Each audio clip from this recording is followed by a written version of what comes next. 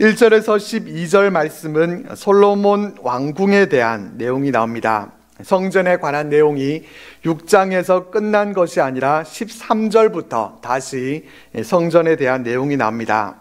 그러면은 성전 건축에 대한 내용들을 6장에서부터 쭉 이어가면 될 텐데 1절에서 12절 말씀에서 이 솔로몬 왕궁에 대한 내용이 중간에 끼어 들어 있는 것입니다. 큐티 학교에서 공부하신 분들은 이미 생각하고 계시겠지만은 이런 걸 보면서 우리는 의문을 가져야 됩니다. 성경에 그냥 써져 있는 대로 읽어 내려가기만 할 것이 아니라 왜 솔로몬의 왕궁에 대한 내용이 성전에 대한 얘기를 쭉 하다가 중간에 왜 끼어 들어가 있을까? 왜 열왕기상 저자는 이 성전 건축에 대한 내용을 쭉 이어가지 않고 중간에 솔로몬 왕궁에 대한 내용을 넣었을까? 우리는 이런 질문들을 던져봐야 합니다. 이런 의문점을 가지면서 솔로몬 왕궁에 대한 내용들을 우리가 한번 살펴보겠습니다. 1절 말씀입니다. 솔로몬이 자기의 왕궁을 13년 동안 건축하여 그 전부를 준공하니라.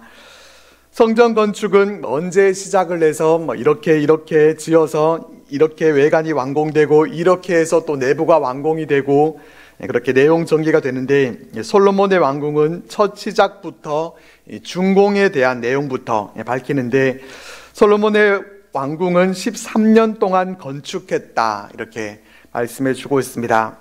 제가 큐티 학교 때 보물찾기에 대한 내용을 말씀드리면서 빠뜨린 것이 있는데 이 성경에서 보물이 가장 많이 숨겨져 있는 곳이 어디인가 하면은 바로 이 1절 말씀입니다.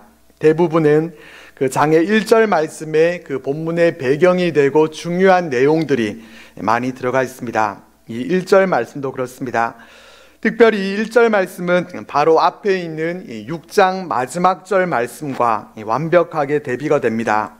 6장 마지막은 솔로몬이 7년 동안 성전을 건축하였더라 이렇게 기록되어 있는데 본문 7장의 시작은 솔로몬이 자기의 왕궁을 13년 동안 건축하여 그 전부를 준공하니라 이렇게 알려주고 있습니다. 그렇다면 열왕기서 저자가 왜 이렇게 기록했는지 그 의도가 보이시죠? 성전 건축에 걸린 시간은 7년이었는데 솔로몬 왕궁 건축에 걸린 시간은 13년이었다. 이 두 가지를 우리에게 대조시켜 주기 위해서 의도적으로 이렇게 기록한 것입니다. 그러면 이제 왜 솔로몬의 왕궁은 성전 건축보다도 2배 가까운 이 13년이라는 시간이 걸렸을까? 우리는 또 이 질문을 던져보면서 다시 2절 이하에 나오는 왕궁에 대한 내용을 살펴보겠습니다. 2절에는 솔로몬 왕궁의 크기에 대해서 알려주는데 길이가 100규빗이요 너비가 50규빗이요 높이가 30규빗이다 이렇게 알려줍니다. 미터법을 하면은 길이가 45m, 너비가 22m, 또 높이 13.5m 정도가 됩니다. 성전의 크기는 얼마였었습니까? 성전의 크기는 60, 20, 30규빗이었습니다. 길이 27m, 너비 9m, 높이는 같은 13.5m로 높이는 같습니다. 성전보다 왕궁이 더 큽니다. 그래서 이렇게만 놓고 생각해 보면은 솔로몬은 성전 건축보다도 왕궁 건축에 더 심려를 기울였다 이렇게 말할 수 있습니다. 하지만 그렇게만 생각할 수는 없습니다. 솔로몬이 왕궁을 건축하는데 13년이라는 시간이 걸렸던 것은 성전 건축 때와 같이 미리 준비된 것이 있지 않았기 때문입니다. 또 왕궁을 짓는 것은 예배 장소인 성전 건축과 같이 그렇게 시급하게 또 빨리 끝내야 하는 그러한 일이 아닌 점도 있었습니다. 그리고 왕궁은 하나님의 임재의 상징이 되는 이 성전과는 또 다르게 실제로 그곳에서 사람들이 거주하고 일을 하면서 또 국사를 다루어야 하는 그러한 곳이기 때문에 성전에 비해서 그 규모가 클 수밖에 없었습니다. 2절에서부터 백향목 기둥이 4줄이었고 백향목 들보가 있었고 자세한 내용들이 나오긴 하는데 이 솔로몬의 궁전에 대해서 우리가 특별히 자세히 열심히 그렇게 알려고 할 필요는 없을 것 같습니다. 솔로몬 궁전의 크기나 재료나 다른 것들은 우리가 주목할 부분이 없을 것 같고 두 가지만 주목해 볼 필요가 있습니다. 하나는 7절 말씀입니다. 또 심판하기 위하여 보좌의 주랑 곧 재판하는 주랑을 짓고 온 마루를 백향목으로 덮었고, 이 궁전 안에는 백성들을 재판하기 위한 재판하는 주랑을 지었다라고 말씀해 주고 있습니다. 다른 부분들은 궁전의 층이 몇 층이었고 또 기둥이 몇 줄이었고 기둥에 뭐가 있었고 이렇게 건축에 대한 그런 내용이지만은 이 부분은 기능적인 부분에 대해서 얘기해 주고 있습니다. 왕이 해야 할 중요한 일 가운데 하나는 백성들을 지혜롭게 재판하는 일이었고, 솔로몬은 왕이 되고 난 후에 하나님 앞에 다른 어떠한 것보다도 이 백성들을 잘 다스릴 수 있도록 하나님께 듣는 마음을 구했던 모습을 볼 수가 있었습니다. 그렇게 궁전의 재판을 위한 이 주랑을 지었다라는 점이 강조되어 있고, 여기서 우리는 솔로몬이 왕으로서 자신의 그 직무를 충실하게 감당했었다라는 이 점을 주목해 볼 수 있습니다. 그리고 솔로몬의 궁전에서 한 가지 더 주목하게 되는 점은 8절 말씀 후반절에 있습니다. 솔로몬이 또 그가 장가든 바로의 딸을 위하여 집을 지었는데 이 주랑과 같더라. 솔로몬이 궁전 건축을 하면서 이 바로의 딸을 위해 집을 지었다 기록하고 있습니다. 아시다시피 솔로몬은 애굽 왕 바로의 사위가 됐습니다. 바로의 딸을 그의 아내로 맞이했습니다. 그래서 솔로몬은 궁전 안에 이 바로의 딸을 위해서도 거처를 짓게 됩니다. 그러니까 12절까지 말씀해서 열왕기서 저자가 이 의도를 갖고서 강조하고자 했던 것은 솔로몬이 왕궁을 짓는데 13년이라는 시간 동안 고급 재료들을 사용해서 엄청난 경비를 들여서 지었다는 것이고, 또 궁전에 재판을 위한 주랑과 또 바로의 딸을 위한 처소도 만들었다라는 점입니다. 궁전의 재판을 위한 주랑을 만든 것은 잘한 일이겠지만은, 그렇지만 이 바로의 딸을 위해서 집을 지었다라는 점은 어떤 것 같습니까? 이에 대해서 성경은 잘했다, 잘 못했다 이렇게 지적해 주면 좋겠지만은 성경 저자는 아무것도 얘기해 주고 있지 않습니다. 오롯이 그 평가를 우리가 말씀을 묵상하면서 그 평가를 직접 해보도록 그렇게 하고 있습니다. 그러면은 이 솔로몬의 치적에 대해서 우리는 어떻게 평가를 하시겠습니까? 우리도 섣부르게 이 솔로몬에 대해서 옳다 그르다 그렇게 한마디로 평가하는 것은 쉽지가 않을 것 같습니다. 다만 우리는 솔로몬의 그 마음이 어디로 향하고 있었을까, 그의 관심이 어디에 있었을까라는 이러한 질문을 던져볼 수 있습니다. 솔로몬은 하나님의 성전을 건축하는 일에만 그가 힘을 쏟았던 것이 아니라 왕궁을 건축하는 일에도 그의 마음을 많이 쏟았습니다. 백성을 재판하는 일에도 그의 마음을 쓰기는 했지만은 이뿐만이 아니라 또한 이방인 아내를 위해서도 마음을 쏟았습니다. 본문에는 나와 있지 않고 이제 뒤에 가면 나오게 되지만은 이 솔로몬은 후궁이 700명이었고 또 첩이 300명이었다라고 말씀해 줍니다. 그러니까 솔로몬에 대해서 뭐라고 평가하기 이전에 지금 그의 마음이 어디로 향하고 있고 또 어디에 관심이 있는지를 보면은 그 사람이 어떠한 사람이다라는 그 평가가 나오게 됩니다. 분명한 것은 솔로몬은 이방 여인들에 대한 이런 관심이 많았습니다. 이것은 우리도 마찬가지입니다. 우리는 지금 어디에 마음을 쓰고 있습니까? 요즘에 우리가 관심을 두고 있는 분야는 어떤 것입니까? 우리의 마음이 향하고 있는 그곳이 곧 우리가 어떠한 사람인가 하는 것을 알려주는 것이 됩니다. 솔로몬은 하나님께 일천번제를 드렸던 그런 사람이었지만은 오직 하나님께로만 그가 집중되지 못하고 하나님이 왕으로서 많이 두지 말아야 할 것에 대해서 얘기를 하면서 얘기해 주셨음에도 불구하고 그는 하나님의 계명을 떠나서 많은 아내를 두었던 그러한 모습을 보게 됩니다. 그러나 하나님의 말씀보다도 자신이 원하고 좋아하는 일에 더 관심을 두고 행했던 이러한 모습을 우리는 볼 수 있습니다. 우리는 솔로몬을 판단하기 이전에 우리의 모습은 어떤지, 나는 과연 어떤 사람으로 평가받을 수 있을 것인가 하는 것을 먼저 생각해 볼 수 있기를 바랍니다. 이제 13절 이하에서는 다시 성전에 관한 말씀으로 이제 이어지게 됩니다. 13절과 14절 말씀을 보겠습니다. 솔로몬 왕이 사람을 보내어 히람을 두로에서 데려오니 그는 납달리 지파 과부의 아들이요 그의 아버지는 두로 사람이니 노수의 대장장이라. 이 히람은 모든 논일의 지혜와 총명과 재능을 구비한 자이더니 솔로몬 왕에게 와서 그 모든 공사를 하니라. 히람이라는 사람이 등장을 하는데, 이 히람이라는 사람은 당연히 앞에 나왔던 이 두로 왕 히람과는 다른 사람입니다. 그는 납달리 지파 과부의 아들이었고 아버지는 두로 사람이었다라고 말해줍니다. 그는 노수의 대장장이었고 논일의 지혜와 총명과 재능을 구비한 자였다, 이렇게 덧붙이고 있습니다. 출애굽기에서 성막을 지을 때 브살렐과 올리압이라고 하는 이 두 사람에게 하나님께서 지혜와 총명을 주셔서 그들을 통해서 하나님의 성전을 짓게 하셨습니다. 이와 같이 성전을 지을 때도 히람이라고 하는 이 노수의 대장장이가 그 역할을 담당했다는 것입니다. 브살렐과 올리압은 이스라엘 백성들이었지만은 이 히람은 어떤 사람인가 하면은 어머니가 납달리 지파에 속하기는 했지만은 아버지가 두로 사람이었고 두로에 살고 있었던 이방인이라고 할 수 있습니다.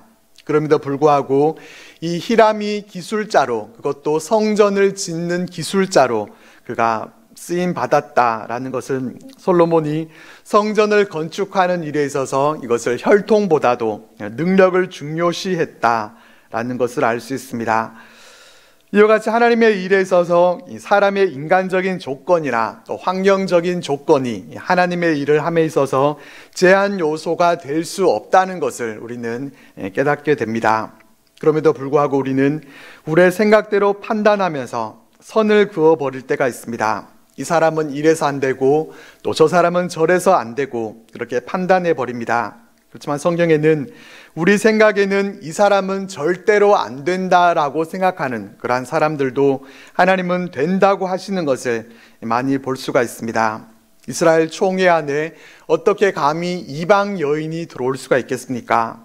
또 예수님의 족보에 감히 어떻게 과거의 창기였던 그런 여인이 그 이름이 올라갈 수 있겠습니까? 우리 생각에는 절대로 안 된다 이지만은 하나님은 된다고 하십니다. 우리는 우리 생각대로 된다 안 된다를 판단해서는 안 됩니다. 하나님이 된다는 것에 대해서 우리는 토를 달지 말아야 합니다. 그리고 어떤 열악한 조건과 또 환경에 있다 하더라도 그것이 하나님의 일에 있어서 결코 제한받지 않는다라는 사실을 우리가 기억하고 오직 하나님의 판단하심과 또 하나님의 일하심대로 맡겨드릴 수 있기를 바랍니다. 이 히람은 어떻게 공사를 해 나가는가 하면은 15절 말씀에 놋기둥 둘을 만들었다라고 얘기합니다. 높이는 18규빗, 약 8m가 되고 둘레는 12규빗, 5.4m 정도가 됩니다. 21절 말씀에 보면은 오른쪽 기둥을 야긴이라고 왼쪽 기둥을 보아스라고 이렇게 이름을 붙였다고 하는데, 히람은 이렇게 야긴과 보아스라고 하는 이름의 이 두 놋기둥을 성전 앞에 만듭니다. 야긴은 그가 세우다라는 뜻이고 이 보아스는 그에게는 힘이 있다라는 뜻입니다. 이 두 기둥에는 백합화 문양을 만들어 넣었습니다. 그리고 그 위에 바둑판 무늬로 망 7을 만들어서 사슬로 늘어뜨리고 또 그 사슬에 성류 모양의 장식물 200개를 달았습니다. 눈에 잘 그려지지 않으면은 나중에 이제 영상으로 한번 확인해 보시면 됩니다. 이러한 모양의 두 기둥이 성전 입구에 세워졌습니다. 상상은 잘 되지 않지만은 성전 앞에 세워져 있는 이 거대한 두 놋기둥, 보기만 해도 그 규모와 위용이 대단했을 것 같습니다. 이 놋기둥에는 백합화와 성류의 형상이 있었다라고 말씀해 주는데, 이것은 우리의 신앙생활에 있어서 균형과 조화가 중요하다라는 것을 상징하는 그런 의미가 있습니다. 우리의 신앙은 놋기둥처럼 아주 곧고 견고하게 이렇게 세워져야 합니다. 그리고 이와 동시에 백합화는 순결, 그리고 성류는 풍요라고 하는 이런 상징적인 의미를 갖고 있습니다. 그렇게 성전에 올라오는 이 백성들은 이 두 기둥을 보면서 또 하나님 앞에서 그들이 내가 순결한 삶을 살아감으로 하나님께서 주시는 그러한 풍요로운 삶을 살아가야 되겠다라는 그런 신앙의 다짐을 할 수 있었을 것입니다. 23절에는 놋으로 바다도 만들었다라고 말해줍니다. 솔로몬 성전에 관한 이 영상을 보신 분들은 아시겠지만은 이 바다라고 하는 것은 거대한 대야라고 생각하면 될 것 같습니다. 직경이 4.5m가 되고 깊이는 2.3m 정도의 크기인데, 이 정도의 크기면은 44,000리터 정도의 물을 담을 수 있다고 합니다.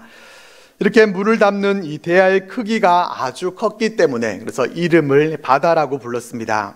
이 바다의 크기나 물을 담을 수 있는 양이 얼마였는지 이것을 아는 것보다도 중요한 것은 이 바다가 상징하고 있는 것입니다.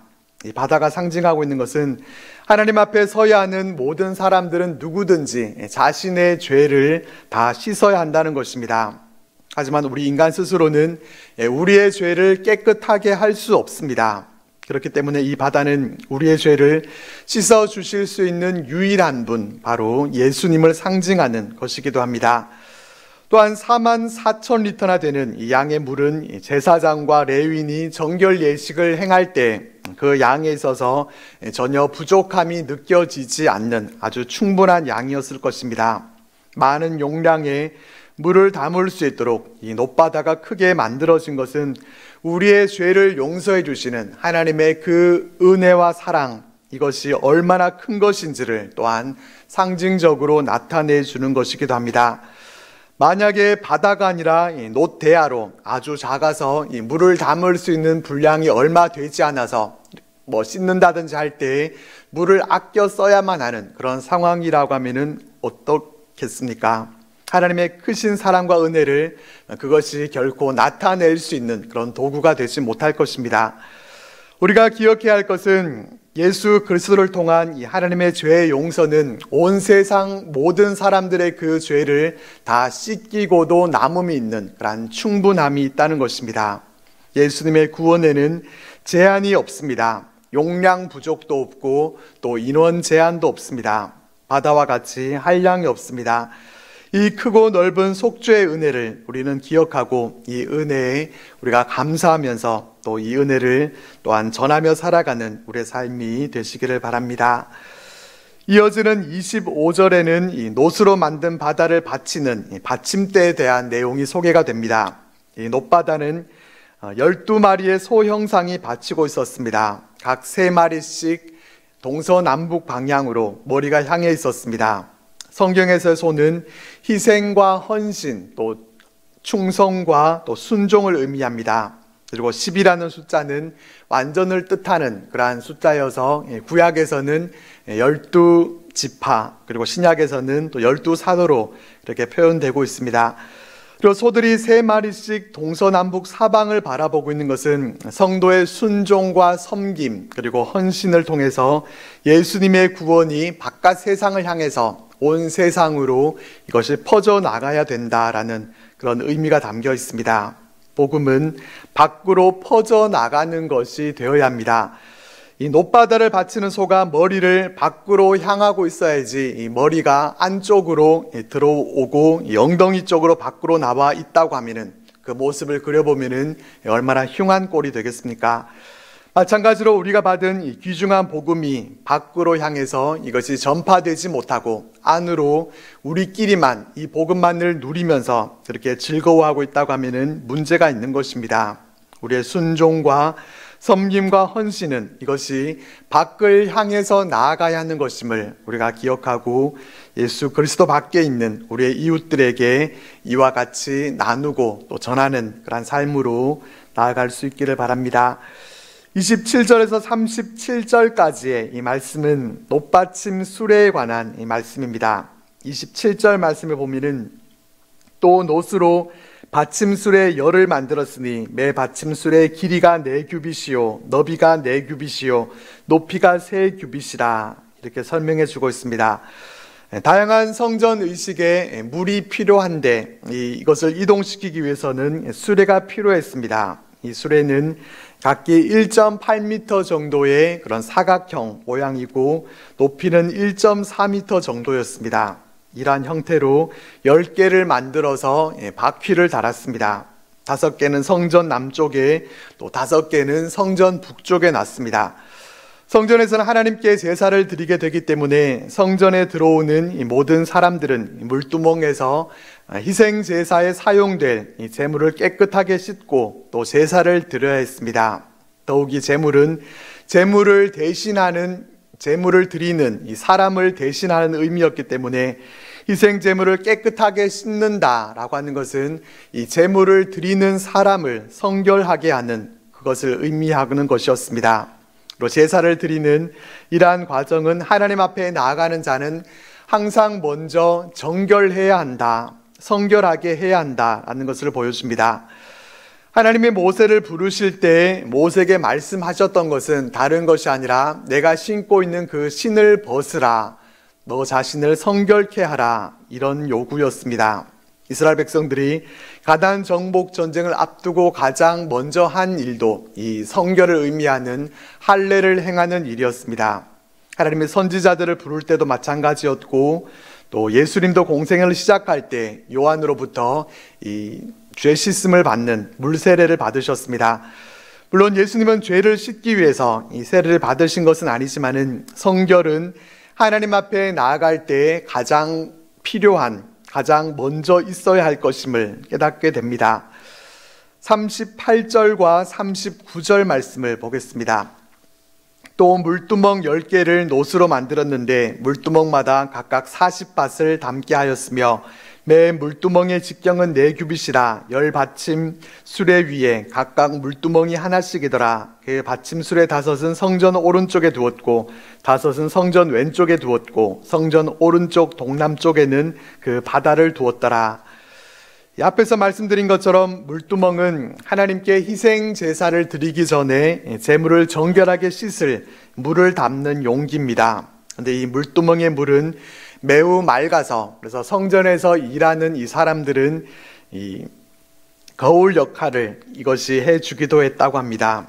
성전에서 일하는 사람들은 자신에게 흠이 있는지 없는지를 어떠한 거울이 아니라 이 물두멍에 비추어진 자신의 모습을 보면서 자신을 점검하고 또 하나님을 섬겼던 것입니다. 이러한 점에서 이 물두멍의 원래의 기능은 재물을 씻어서 정결케 하는 그런 기능이지만은 이것 외에도 물두멍은 거울의 기능도 담당했다고 할 수 있습니다. 성전에서 섬기던 레위인들처럼 우리에게도 우리의 모습을 비춰볼 수 있는 거울이 무엇입니까? 하나님의 말씀입니다. 하나님의 말씀은 우리의 외모뿐만 아니라 우리의 내면의 모습까지도 다 비춰줍니다. 우리 안에 있는 죄악들과 또 우리 안에 있는 욕심들, 이것을 숨기려고 해도 하나님 말씀 앞에 다 드러나게 되어 있습니다. 중요한 것은 얼마나 이 거울을 자주 사용하면서 우리의 모습을 잘 점검하느냐 하는 것입니다. 거울은 가지고 있지만은 거울을 사용하지 않는다고 하면은 그 사람의 단정한 뒤 어떤지 자신의 모습을 제대로 점검해 볼 수 없습니다. 우리는 우리에게 주어진 거울, 하나님의 말씀에 우리의 내면의 모습까지 잘 비춰보고 우리의 모습을 잘 점검해 볼 수 있기를 바랍니다. 마지막으로 48절에서 50절 말씀을 보면은 성전 내부에 금으로 만든 기구들에 대해서 열거하고 있습니다. 제사를 드릴 때 사용할 다른 모든 기구들은 노스로 만들었지만은 성전 내부의 기구들은 다 금으로 만들어졌습니다. 금으로 만든 분향단, 또 진설병을 담는 금상, 등대에서부터 문과 문설주를 연결하는 쇠붙이가 되는 이 돌적 위에 이르기까지 모든 것들을 다 금으로 만들었습니다. 근데 만약에 사람의 눈을 의식한다고 하면은 사람의 눈에 잘 띄지 않는 이런 돌적이 같은 이러한 부분은 금이 아니라 다른 쇠붙이를 사용해도 별로 상관이 없을 것 같습니다. 그러나 성전은 사람의 눈에 보이는 부분이든지 또 보이지 않는 부분이든지 이것이 한치의 어그러짐이나 부족함이 없도록 지어졌습니다. 작은 부분 한 가지도 소홀히 하지 않고 하나님 앞에서 이것이 온전하게 세워진 것입니다. 이러한 성전의 모습은 움직이는 성전인 우리들의 삶에도 귀한 가르침을 줍니다. 우리는 다른 사람들의 눈에 드러나지 않는 부분에 대해서는 크게 신경 쓰지 않고 그것을 그냥 적당히 덮어두려는 그런 생각이 있습니다. 다른 사람들이 보지 않을 때 우리는 삶의 모습이 다른 경우도 있습니다. 내가 누군지 아는 사람들 볼 때는 거룩한 신앙인의 모습을 우리가 하고 있지만은 내가 누구인지를 모르는 사람 앞에서는 성도로서의 그 거룩함을 벗어버리고 싶을 그런 때가 있습니다. 그렇지만 이 본문 말씀을 통해서 우리는 누가 보든지 보지 않든지 성도로서 마땅히 가져야 할 삶의 자세, 행해야 할 행동을 해야 한다라는 것을 마음에 새겨보게 됩니다. 사람들의 눈은 속일 수 있지만은 하나님은 우리를 정확히 지켜보고 계시고 우리의 모든 것을 다 알고 계시다는 것을 우리는 잊지 말아야 합니다. 이렇게 솔로몬 성전에 대한 내용들은 51절 말씀과 같이 성전을 만드는 모든 일을 이제 마치게 됩니다. 그리고 그곳에 다윗이 드린 은금 기구들을 하나님의 성전 곳간에 두게 됩니다. 성전 건축의 이 전 과정들은 우리와는 별 상관이 없는 그러한 말씀이 아니라 우리가 곧 성령이 거하시는 성전이기 때문에 우리의 삶과 연결이 됩니다. 하나님의 계획과 식양대로 성전이 온전하게 이렇게 만들어진 것처럼 성전된 우리의 모습도 과연 하나님 보시기에 온전하게 잘 세워졌는가 하는 것을 우리는 생각해 보게 됩니다. 날로 우리의 속사람, 우리의 성전이 새롭게 리모델링 되면서 아직도 튼튼하게 잘 건축되어 있는지, 아니면은 벌써 누수가 발생하고 또 하자가 생기고 잘 돌보지 않아서 금이 가고 파괴가 된 곳은 없는지를 우리는 잘 점검해 보면서 우리의 성전을 잘 가꾸어 가고 또 성전된 우리의 몸으로 하나님께 영광 돌리는 우리들 모두가 되시기를 바랍니다.